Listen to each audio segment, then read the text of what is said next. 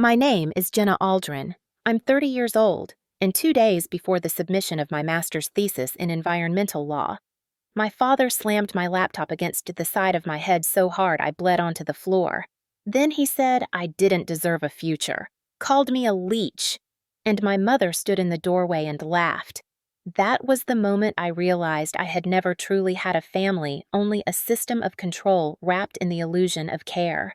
I remember the exact sensation of metal cracking against bone, the way the corner of the laptop struck just above my temple, the way blood, warm and sticky, began to trickle down my face as if my own body was silently confirming what I already knew: I had never been safe in that house. That laptop wasn't just a device.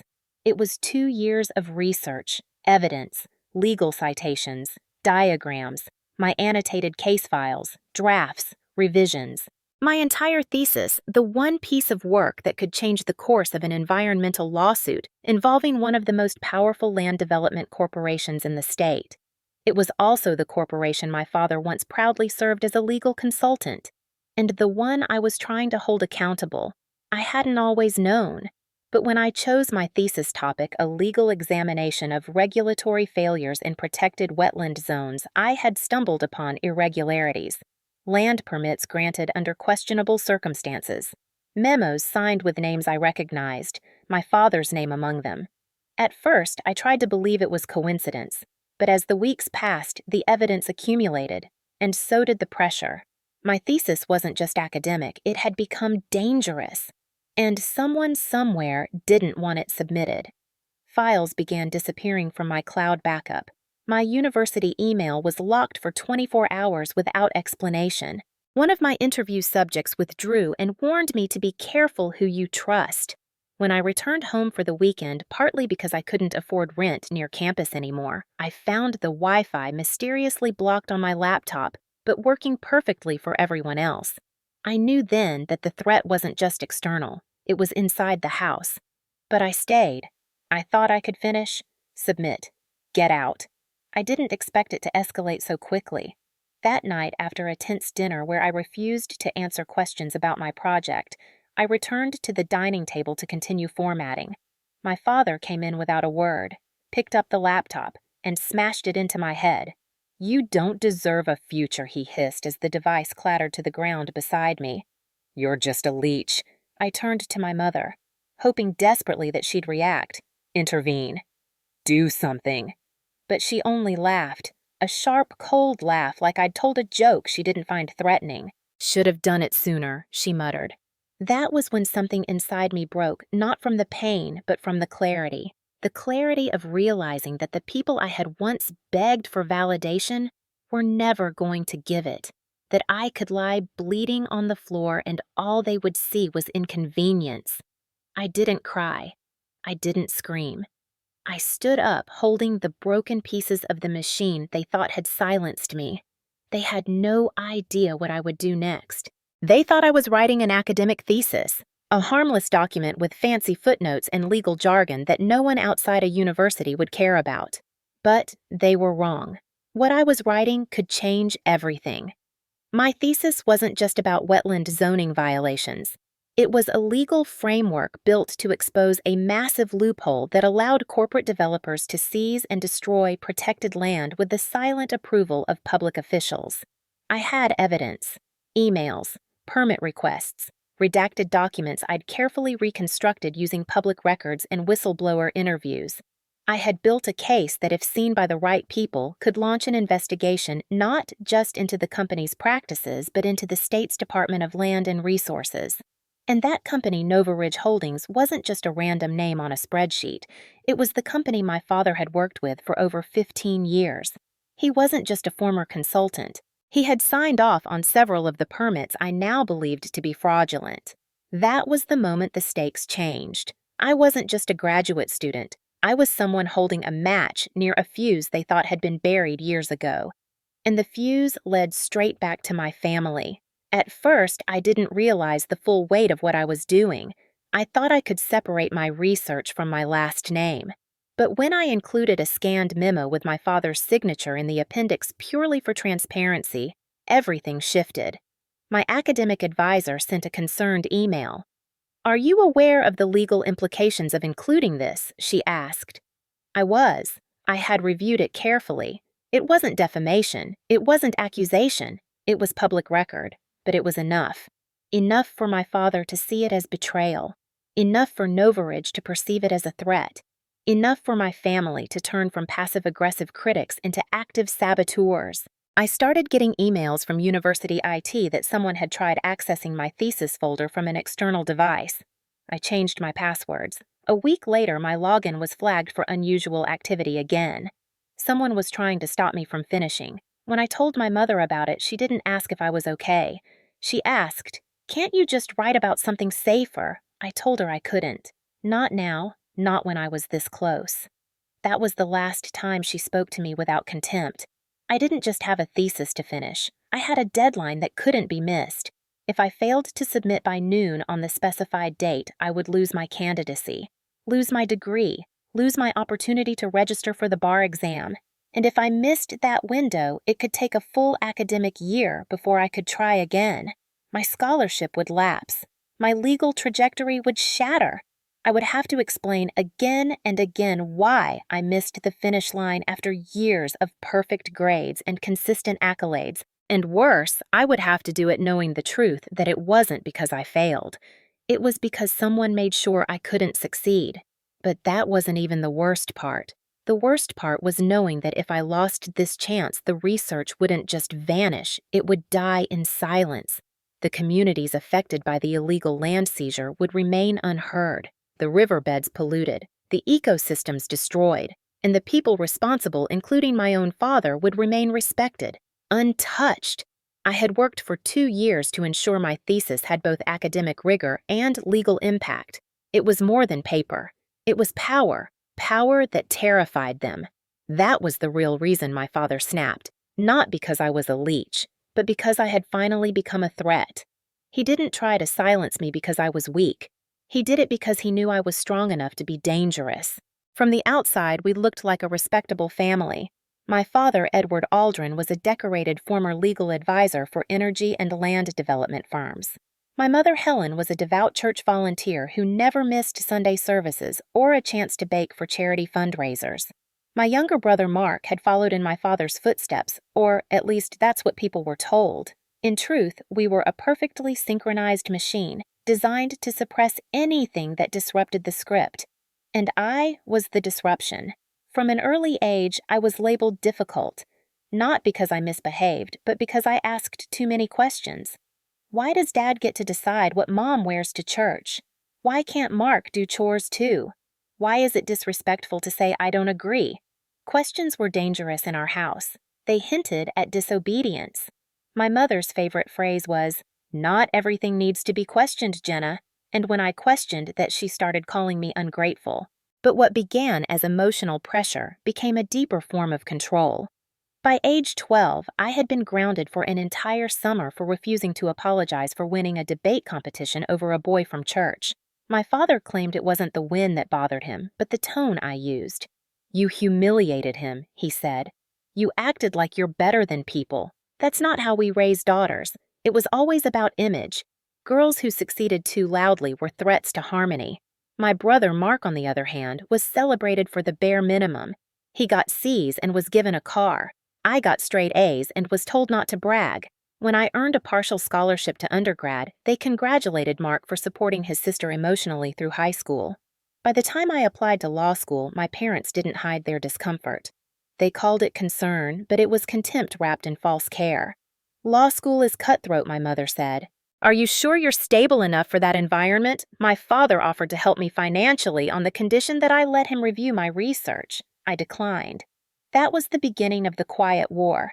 At first, they pulled back. Phone calls went unanswered. Holiday invitations became guilt traps instead of celebrations. When I moved back in temporarily after a bad landlord situation, I promised myself it would be for 3 months. That was a year ago. I told myself I could handle it. That I was older now, independent, immune. But what I didn't realize was how deeply rehearsed their choreography had become. Every criticism had a familiar rhythm. My mother would begin with concern.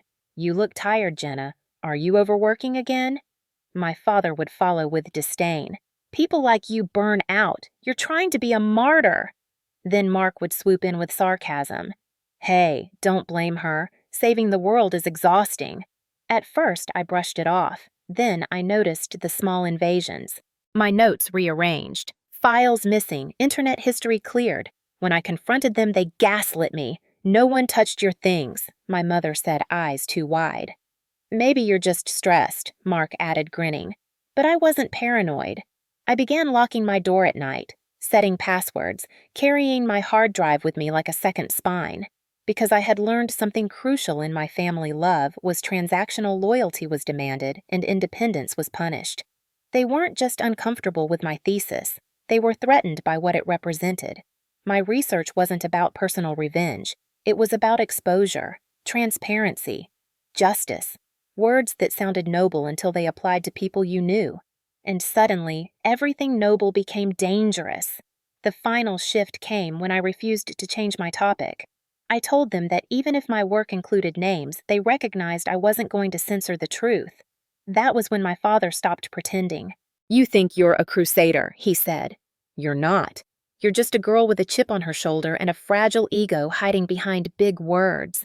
My mother didn't defend me. She nodded slowly and whispered, It's so hard to love someone who always wants to fight. In that moment, I realized I had never been loved. Not for who I was, only for how well I could conform. And I was done conforming. My family wasn't dysfunctional. They were fully functional as a machine built to destroy dissent. And I was the piece that no longer fit. It didn't fall apart all at once. It happened in quiet increments, in subtle moves that could be dismissed as coincidence by anyone who didn't know better.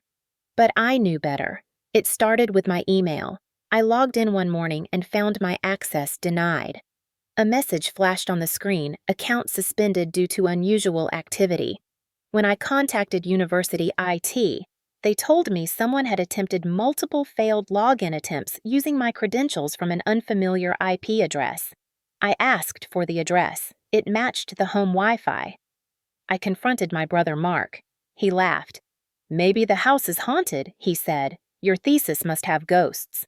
I told him if it happened again, I'd report it. His face didn't change. Report what? That your little paper on dirt made Dad mad. The next day, the Wi-Fi mysteriously stopped working on my laptop alone. My phone connected, so did my tablet, so did Mark's gaming console. I asked my mother. She said, Maybe your laptop is old. It wasn't. It was 6 months new, and I knew they were trying to isolate me digitally, emotionally, professionally. I started going to a local cafe to work. I backed up files on multiple drives, printed out key pages and kept them hidden in the lining of my suitcase. It was like preparing for war without armor. Every night I came home, I braced for something new. A misplaced flash drive and notebook moved from where I left it, my printed chapters crumpled as if stepped on. Then the messages began, anonymous emails from throwaway accounts with subject lines like, Careful who you trust and Truth can be dangerous. I traced the source. They were sent using a VPN. Not sophisticated, but just enough to waste time. I began losing sleep. I had nightmares of opening my laptop to find it empty blank. All my work erased, forgotten, stolen. Then one afternoon my advisor pulled me aside. Jenna, she said cautiously, have you shared your draft with anyone outside the department? I shook my head. Why? Because someone emailed our faculty inbox claiming to have evidence that your thesis contains fabricated data. I froze. It was a lie. Every citation, every exhibit in my appendix was real, verified, documented. Did they provide proof I asked? Of course not, she said. But you should know someone is trying to discredit you.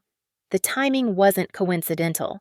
I had just finalized my legal analysis section, the part that directly linked Nova Ridge's land acquisitions to permits signed by my father. I hadn't published it anywhere, but the draft had been saved to my desktop, which meant someone had seen it, and someone was scared. That night, I didn't go home. I stayed in the library until it closed, then sat in my car outside a 24-hour diner and reviewed every security protocol I had overlooked. Then I made one final backup. and hid it inside the cover of an old textbook. The next morning, I returned to the house to pack my things. I told myself I'd leave quietly, but fate had other plans. I found my father in the living room holding my laptop, open, logged in. A single line on the screen. "You've gone too far." I took a step forward. "Put it down." He didn't. He stared at me. Then, without warning, he lifted it and hurled it across the room. It struck my temple before I could move. The pain was immediate, electric. I fell backward, hitting the floor hard. My vision blurred. My ears rang. My mother appeared in the doorway. She looked at me, at the blood, then at the broken laptop, and she laughed. "Guess she won't be submitting anything now." My father stood over me, eyes cold. "You should have stayed in your lane, Jenna. You had one job, be quiet." But they had made one mistake. They assumed breaking my tools would break my will. They didn't know that I had already memorized everything, that what I carried wasn't just a thesis, it was a fire, and I was ready to burn it all down. I didn't go to the emergency room, not because I wasn't injured, but because I couldn't afford the time. I had 48 hours to submit. If I lost even one, the window would close and everything I'd worked for would collapse with it. Instead, I cleaned the blood from my face in the downstairs bathroom, staring at my reflection like a stranger. The bruise on my temple was blooming into a deep purple shadow, and for a moment, I saw not just the wound, but the years of smaller bruises that had never shown. Every insult, every dismissal, every time they told me to be quiet. I left without a word, took my backpack, my external drive, and the worn notebook I had hidden in a zipped compartment of my suitcase. I didn't tell anyone where I was going. I needed silence, not sympathy. I booked a cheap motel on the edge of town, one of those places with cigarette burns on the curtains and lights that flickered when the heater kicked in. But it had a desk, and an outlet, and a door I could lock. That was all I needed. I opened my notebook, page after page of handwritten notes, quotes from land ordinances, maps, flowcharts of water distribution patterns. I'd memorized them over the last 2 years, not out of fear, but necessity. I never trusted that my data would be safe. I had always known deep down that one day I might be forced to rely on memory. Now was that day. I opened a blank document. My hands trembled. I started typing. Paragraph by paragraph, I rebuilt the case. Not exactly as it had been, but sharper, cleaner. The legal arguments came faster now. There was no time to second guess. I wrote through the night, powered by adrenaline and quiet rage. Around 4 a.m., I ran out of coffee. I walked to the corner gas station in slippers, my eyes bloodshot, my steps uneven. The cashier looked at me like I was either high or haunted. I was neither. I was awake. I was burning. I came back and kept writing. By noon the next day, I had 56 pages. Not perfect, not polished, but strong. Stronger maybe because of the urgency. I sent a message to my advisor. I'm submitting a revised thesis. Full draft by tomorrow. I had a setback. She replied almost instantly. Do what you need to do. You still have time. Her words were a small balm. But I didn't let myself exhale. Not yet. I knew they weren't finished. That evening, I got a call from an unknown number. I didn't answer. A voicemail arrived seconds later. It was my brother. "Hey, Jenna, I don't know what you think you're doing, but this is serious. You're going to ruin people's lives, yours included." I deleted it. 10 minutes later, another message, this time from my mother. "You're making a scene. Think about your future. Think about ours." I didn't reply. I closed my laptop, pulled the motel's thin blanket over my shoulders, and slept. It was the first real sleep I'd had in weeks. The next morning, I added citations, refined transitions, embedded diagrams. Then I saved the file in 4 locations, 2 cloud drives, 1 USB, and an emailed copy to myself. I titled it, "A Legal Framework for Land Ethics Systemic Failures and the Cost of Silence." I clicked Submit. For a long moment, I just stared at the confirmation screen. Submission successful. And then I cried. Not because it was over, but because I knew it wasn't. I knew what came next would be harder. The presentation, the defense, the backlash, and the confrontation. I had crossed a line now, one that couldn't be uncrossed.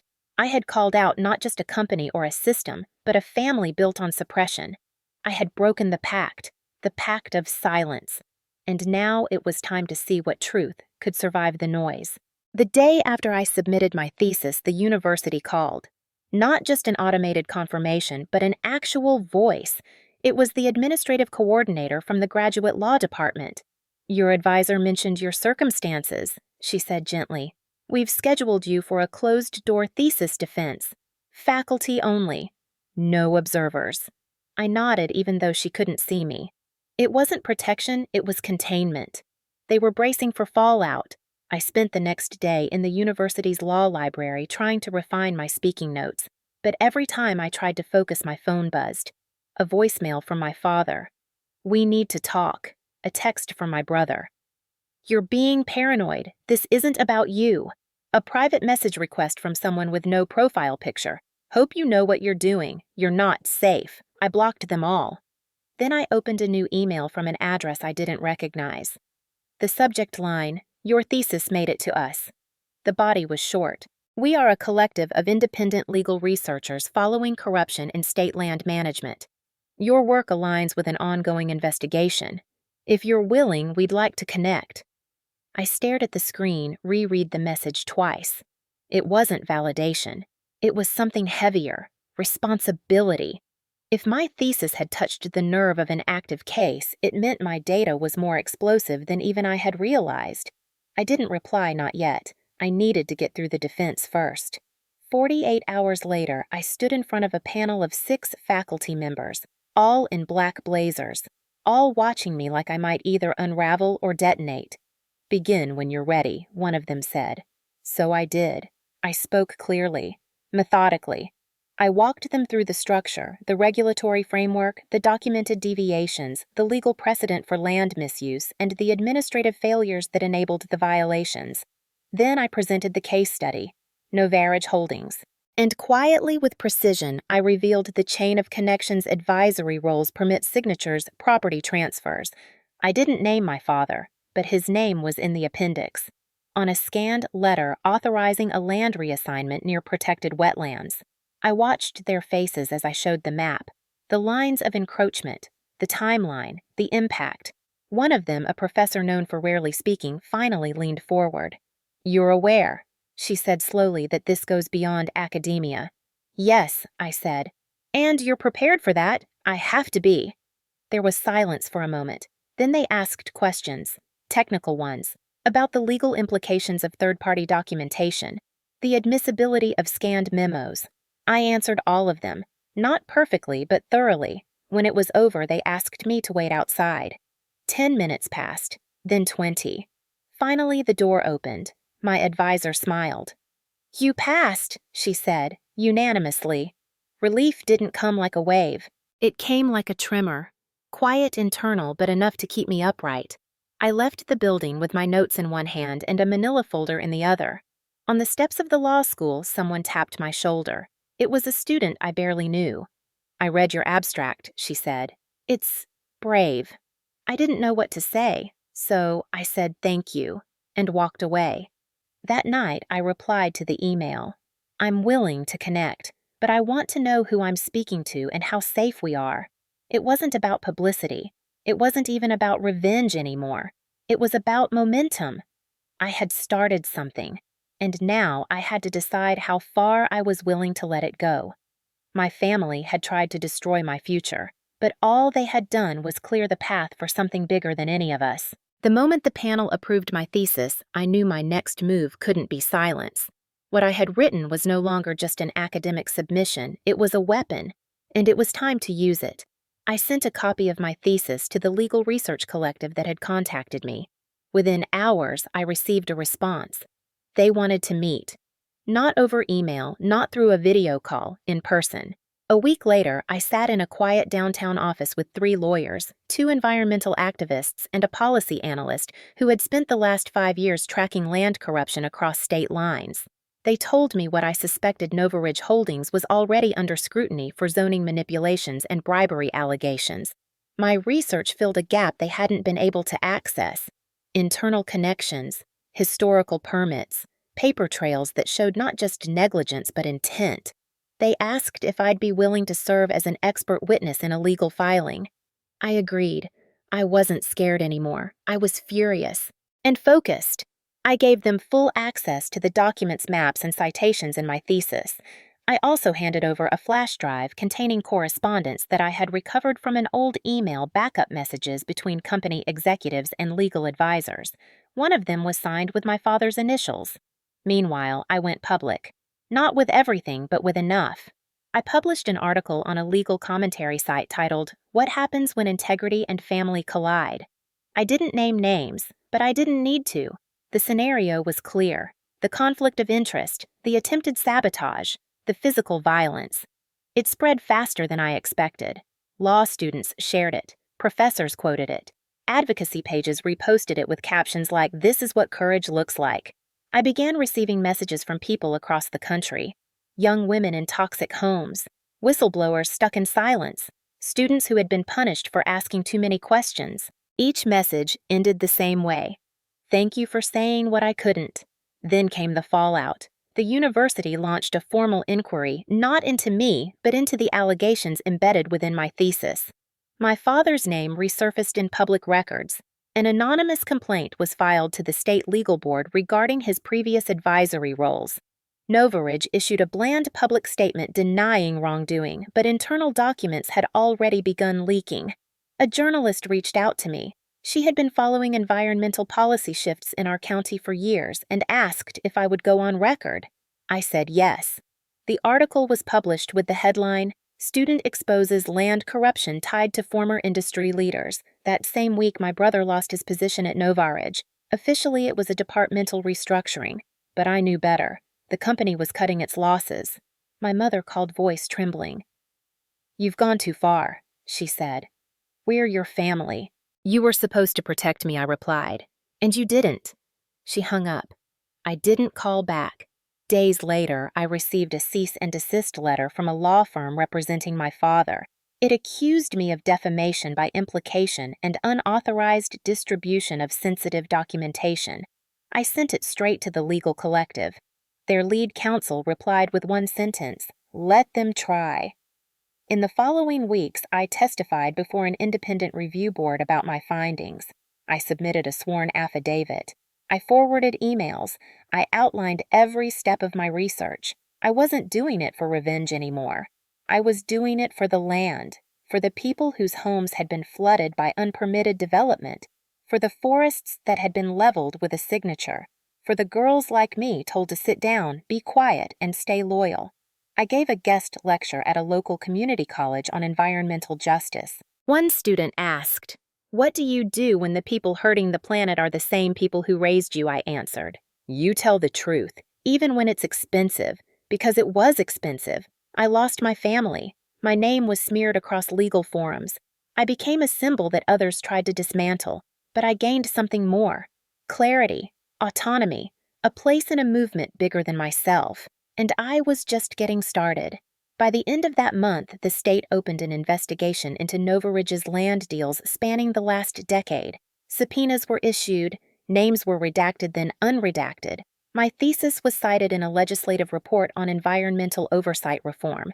I never expected that. I never planned to become a catalyst. But sometimes you don't get to choose the size of the fire you start. You only get to decide whether to fan the flames or let someone else smother them. I chose to fan them. Not with vengeance, but with vision. A vision of accountability, of consequence, of truth delivered without apology. Because when you've been silenced, your whole life speaking becomes a revolution. And mine had only just begun. They always assumed no one would come for them, that their power was too old, too entrenched, too familiar to be questioned. But the thing about old systems is they rot from the inside. And once someone starts peeling back the layers, the whole structure begins to stink. The state investigation into Novaridge Holdings turned federal within 2 months.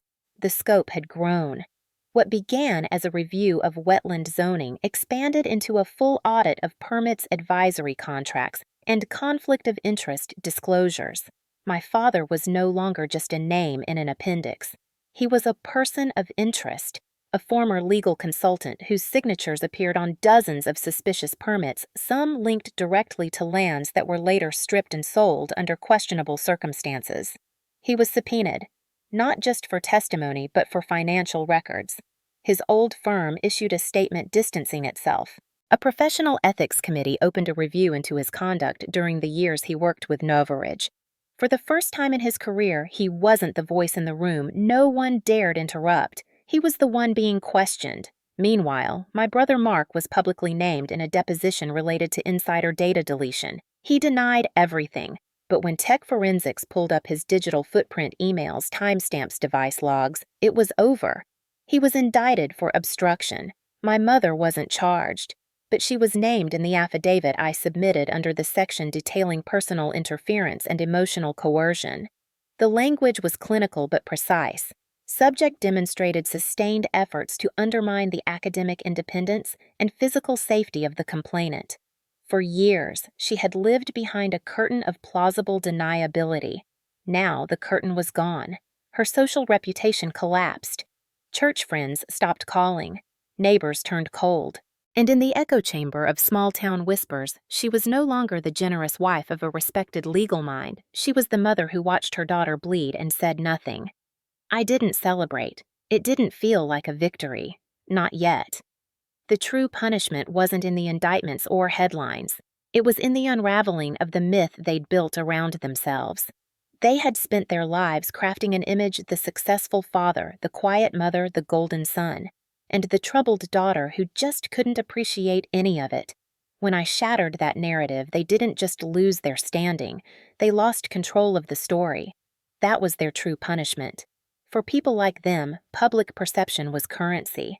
And now they were bankrupt. The media didn't hound them. The law didn't lock them away. But they became pariahs in the circles they used to dominate. Invitations dried up. Calls went unanswered. And every time someone searched their names, the first thing they saw wasn't their achievements. It was my story. They tried to fight it, of course. My father hired a crisis consultant. My mother released a vague statement about deep family misunderstandings. Mark posted an Instagram photo captioned, "Just moving forward." But none of it worked. Because people don't forget betrayal that looks like success on the outside and abuse on the inside. People remember stories that pull back the curtain, that reveal how darkness thrives under polite smiles. And once that curtain is torn, it doesn't matter how tightly you try to sew it shut. It never fits the same way again. I got a letter from my father. A real one. Handwritten. 3 pages. No apology. Just justification. He said I had turned a private matter into a public circus. That I didn't understand the cost of what I'd done. That I had shamed the family. I didn't write back. I didn't need to. Because the shame was never mine. It belonged to the people who used silence as armor, who thought fear was a leash that could be passed down like inheritance. They were wrong. My voice wasn't the shame. It was the sentence, and they were finally learning what it meant to live with it. 6 months later, I sat in my new apartment, the one with wide windows and quiet walls. No creaking floors, no slamming doors. Just space. And peace. I had started a new job at an environmental justice nonprofit, an organization that gave legal support to communities impacted by unethical land development. My title wasn't fancy. Legal research coordinator. But every case I touched felt like another act of reclamation, not just of land, of myself. I no longer flinched when I heard raised voices. I no longer explained my story with disclaimers. I didn't say, "It's complicated," or "They meant well." I had stopped defending the people who never defended me. That was a kind of healing I hadn't expected, learning to let go not just of pain, but of the illusion that it had ever been my fault. Therapy helped. So did silence. The good kind. The kind where no one was watching my every move. Where no one rearranged my notes or deleted my work. Where I could breathe without being accused of exhaling too loudly. I kept a photo on my desk, not of my family, but of a wetland I had visited during my thesis research. The waterline had receded since the permit scandal, but birds had returned. New vegetation had taken root. It reminded me that recovery wasn't always immediate. Sometimes it was quiet. gradual, real. I began giving lectures again, small ones, guest slots at community colleges and local legal workshops. I never used my parents' names. I didn't need to. The story had grown beyond them. It belonged to anyone who had ever been silenced by people who claimed to love them. After one session, a student waited until the room emptied before approaching me. She was maybe 19, thin, eyes wide. She said, "My stepdad always told me I'd be nothing. I'm studying environmental science now." I didn't think I could speak up. But you did. I wanted to hug her. Instead, I gave her the name of a scholarship, wrote it on a note card. "Apply," I said. "And when they ask why you're qualified, tell them you're exactly the kind of voice they're scared of." That became my mission. Not revenge, not reputation. Rebuilding, not just me, others, systems, narratives. I helped found a legal education initiative called the Silence Breaker Project. It provided resources for students navigating academic retaliation and familial interference. We launched a podcast, held forums, taught workshops. We didn't just share stories, we taught people how to write their own and defend them. Then came the call I never expected. A producer from a national documentary series. They were filming a segment on whistleblowers in environmental law. They wanted to feature me. I hesitated, not because I was afraid, but because I wasn't sure I wanted to open the wound publicly again. In the end, I agreed. Not for attention, for reach, for the girls like me still hiding in quiet bedrooms wondering if anyone would believe them. The documentary aired on a Thursday. By Sunday, my inbox was flooded. Survivors, activists, teachers, students. A woman in her 60s wrote, "Your story felt like mine, except I never got out. But watching you made me feel like I still could. That message made me cry, not out of sadness, out of awe. Healing isn't clean, it's not linear, but it leaves traces, paths, and somehow I had become one of them. My life wasn't perfect. I still had moments of doubt, still startled at loud noises, still had to remind myself on hard days that my voice was not a weapon, it was a tool. But I no longer lived in fear of my own strength. I welcomed it. One day, as I walked past a bookstore window, I saw it, my name, on a book. The Cost of Silence Law. Loyalty and the Fight for Environmental Truth. My thesis adapted, expanded, published. I stood there for a moment letting it sink in. Then I went inside, bought a copy. Not for me, for a student I was mentoring. I wrote inside the cover, "They tried to bury your voice. Grow something from it." That night, I lit a candle, not in mourning, in gratitude, for the fire that didn't destroy me, for the version of me that refused to disappear, for the girl who remembered everything and built something better from it. They reached out again a year later. A letter this time, from my mother, handwritten in her neat, controlled script. She didn't say I'm sorry. She said we were scared. She said you were always too much.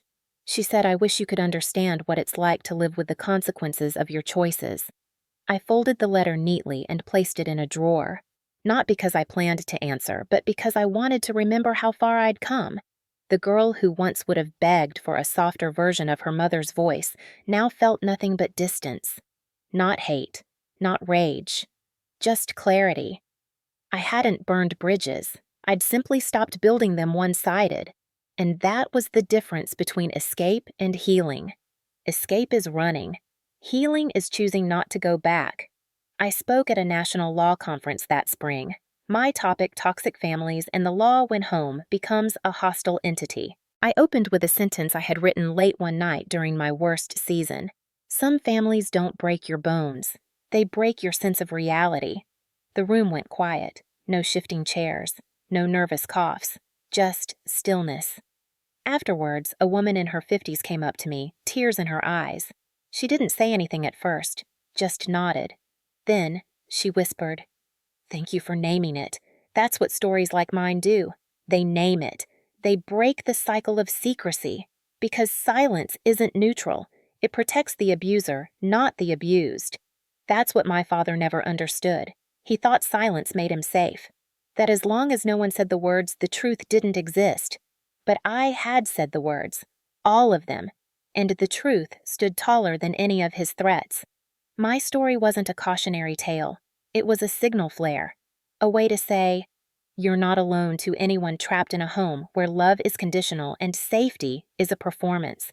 I didn't just want justice, I wanted transformation. I didn't want to become a mirror of my parents' bitterness.